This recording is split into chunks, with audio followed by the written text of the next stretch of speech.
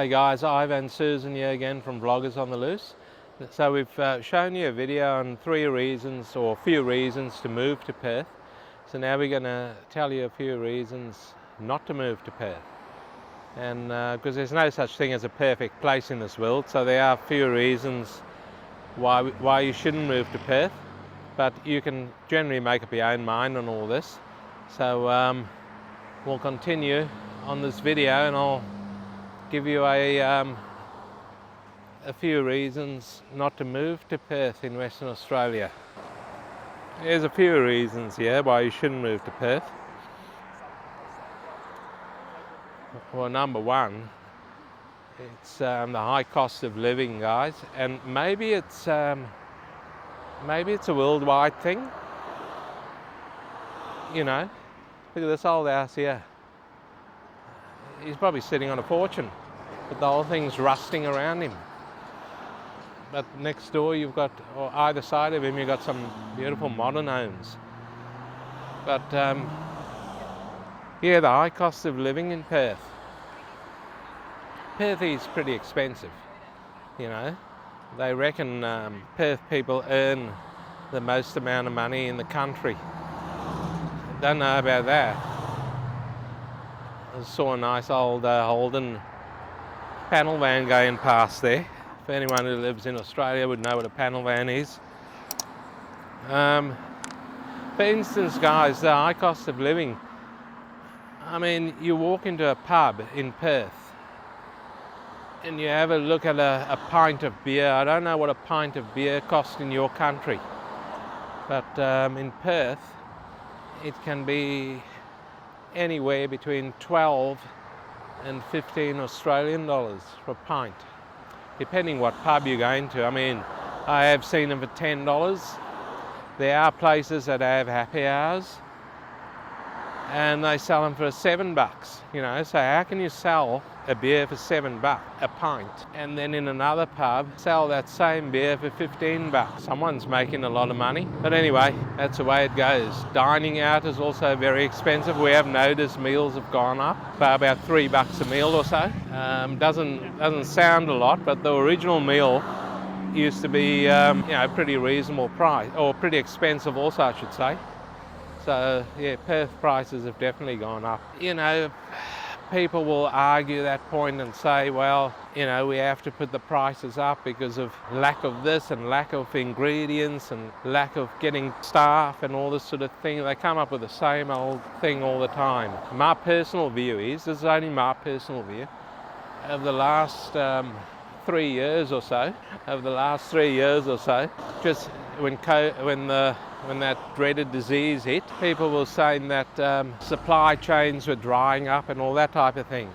I personally don't believe it, to be honest. I reckon that it was the biggest scam the world has ever seen. That's my view, and I reckon it will come out in the media one day in the next year or so. Biggest scam the world's ever seen, with all these price increases. Because we've just come back from Thailand and we've been over there. We were there for 15 days, and the building construction going over there is absolutely amazing. Where are they getting all these materials from? Here in Perth, I know I'm getting a bit off subject, guys, I know that, but the building industry is the main culprit over here, and they reckon they can't get material, yet we can sell timber to China. But we can't build our own houses over here out of timber. I don't get that. I don't get that at all. So there's a bit of bullshit happening. Thank you, mate. Guy just led us across here. This here, by the way, is a Marmion angling club over here. It's a private club. I've been in there before. I got in with a friend of mine many moons ago. I went there, and it's a private club. It's a bar, a restaurant type thing, and it overhangs the Indian Ocean, as you can see over there. It overhangs it, which is quite nice, good views and stuff. But anyway, getting back to the building industry, guys, and the materials and that. We bought another block of land. We were going to move to the sort of semi-rural area here in Perth. Only an hour out of Perth or so. And we bought a block of land. And we were all set. We found a house that we wanted to, found a builder, picked out a plan. He gave me a price. I rang him up a month later and said, okay, we're all set to go. And he said, oh no, that price doesn't stand anymore. That house has gone up $30,000 now. And I became very disillusioned with the building process. I won't go into it fully. You wouldn't even give me a fixed price contract, guys. Usually you get a fixed price contract, so what you sign is what you pay for, unless you add a few extras on. So unfortunately our block is now for sale, because we got that paid off with the building industry.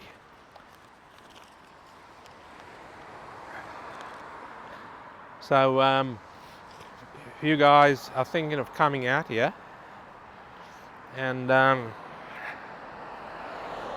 you will probably want to rent, you will probably have to rent a house or a unit or an apartment, whatever you want to call them. You're going to find it virtually impossible to rent something here, because there's just nothing out there. We've heard some horror stories of people renting a caravan out for $300 a week. People renting a tin shed out for a couple of $100 a week. You know, the West Australian government wants to entice overseas students to the state. There's no bloody place for them to live, guys. No place for them to live. I don't know if the government's going to click their fingers and a few student accommodations pop up out of the blue. They're building a brand new university in the city, by the way, ECU, to attract all these overseas students, and there's nowhere for them to live. Anyway, so we pride ourselves also on a dairy industry in this state of Western Australia, and also seafood industry. Seafood is very, very expensive in Perth, and so is dairy products and anything associated with dairy products, like a good steak or something. Very, very expensive. So we've got all these farms in WA that farm all these things, and charge you.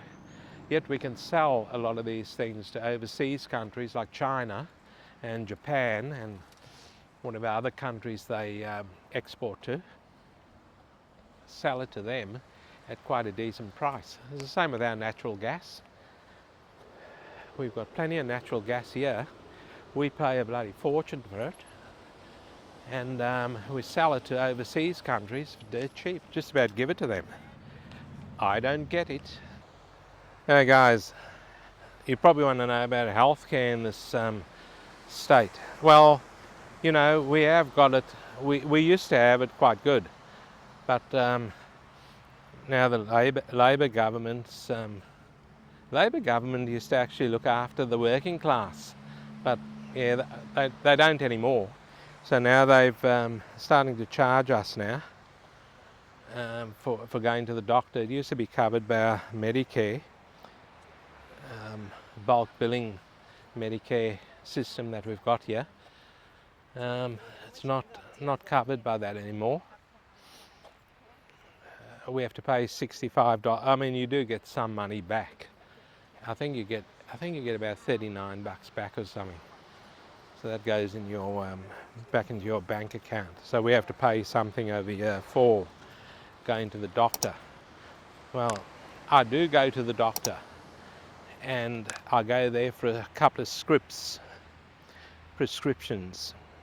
And I said to my doctor, I said, mate, I'm fairly healthy.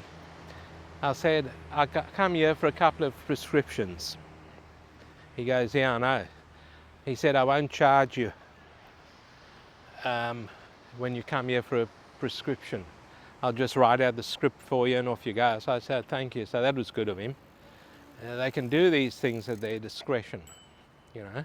And if you've been going to a doctor or whatever for a long time, which I have, the same doctor, they're quite good like that. So no drama there. Ambulance ramping, there's a lot of that going on at the hospitals. The hospitals can't keep up, and when the ambulances arrive, the patient in it, these patients are often, they have to often keep them in the ambulance outside the hospital somewhere in the car park or whatever, for long periods of time. That is a true story, guys. Don't let any politician say it's not, because it is true. And sometimes these patients have got beds set up in corridors of the hospital because there's just no beds available. My sister just went in for a procedure. She had to stay in hospital for actually a couple of weeks, and I went in to visit her, and she was in the same room. There were 7 of them in one room, and there were blokes in there also. You know, so it wasn't a very good thing. That's Charles Garden Hospital, by the way. One guy dropped his pants, you know. Well, what do you do? Yeah, same shared toilets and everything. Not good. Now the court system over here is a bit hit and miss. The court system in Perth, Western Australia. During that dreaded disease times, or pandemic times, whatever you wish to call it, we had a father and son fly around the country actually. They came from Queensland. They are Western Australians. Well, I think they are.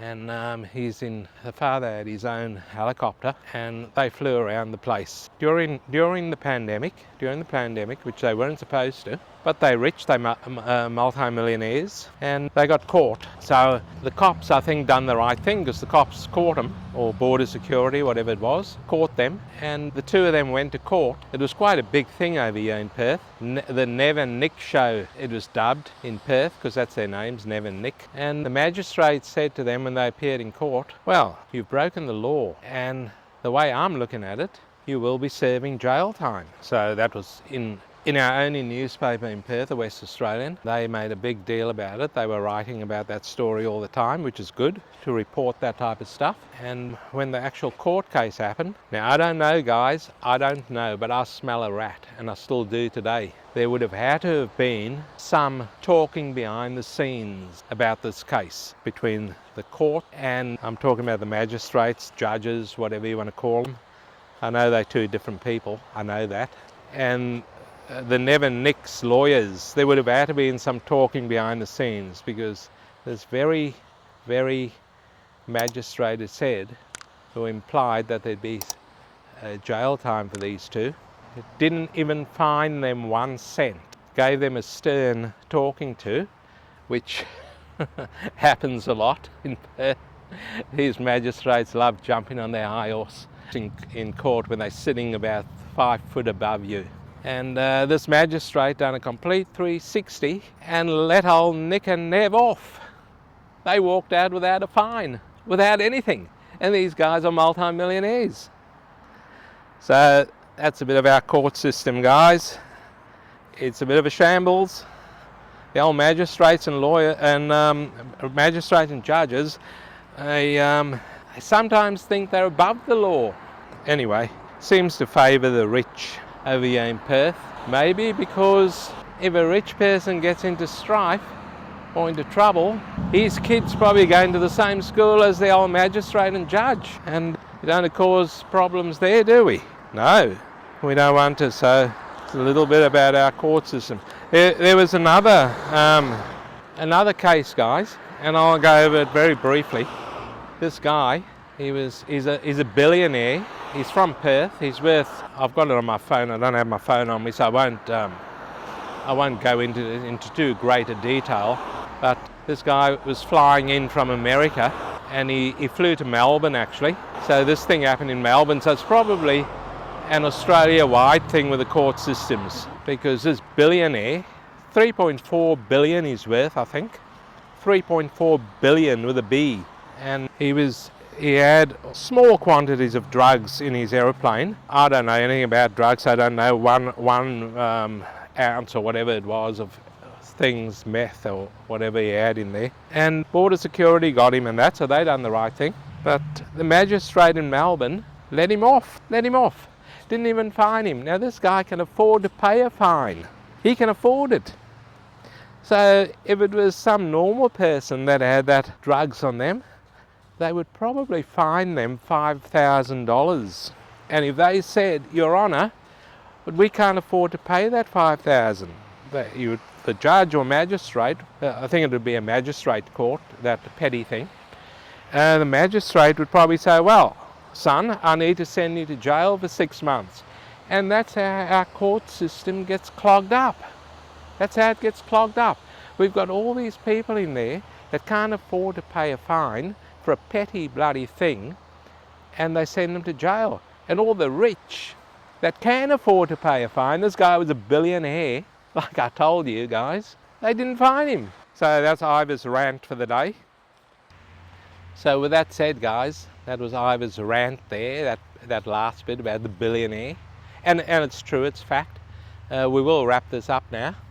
A few reasons not to move to Perth, Western Australia. And hopefully you enjoyed that video. And please guys, don't forget to like and subscribe, and we'll see you in the next one.